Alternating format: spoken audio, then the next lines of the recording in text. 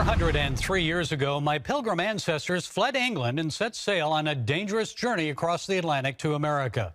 You see, they were persecuted by the British Crown, which required them to practice their Christian faith in the state church, the Church of England. Today, the Church of England, with government approval, is imposing an extreme unbiblical agenda on the youngest members of British society.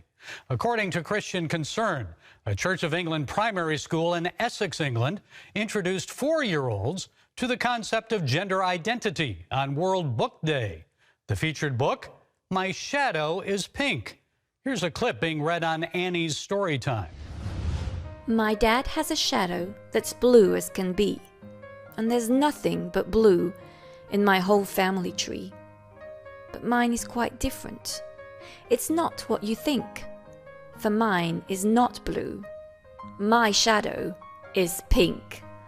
My shadow loves ponies and books and pink toys, princesses, fairies, and things not for boys. But there's one thing it likes most, I have found. It loves wearing dresses and dancing around. Parents told Christian Concern their children were directed to engage with the story and explore the themes within it. The children were asked to dress up to reflect how they see their shadow and how they see themselves. At least 25% of 11-year-olds in England struggle with reading. But boy, they can tell you if their shadow is pink or blue. Folks, this is the emasculation of males and LGBTQ grooming of primary school children. And it's being advanced by the Church of England.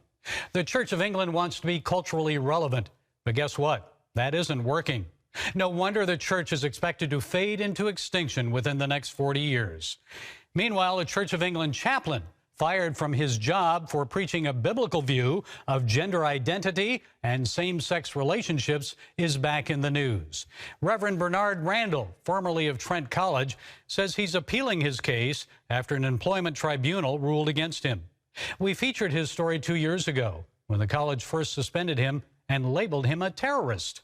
Chaplain Russell describes the ruling against him as a blow to free speech and Christian freedoms. Folks, what Trent College and the Church of England fail to realize is their societal reshaping efforts oppress the faith that made their institutions and their country great. They're replacing one religion with another one, extreme secular humanism, where people can ignore science and Judeo-Christian values to become their own God.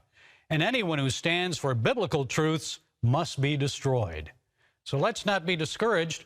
Remember that victory belongs to the Lord. So keep speaking up, praying, and standing for God's truth.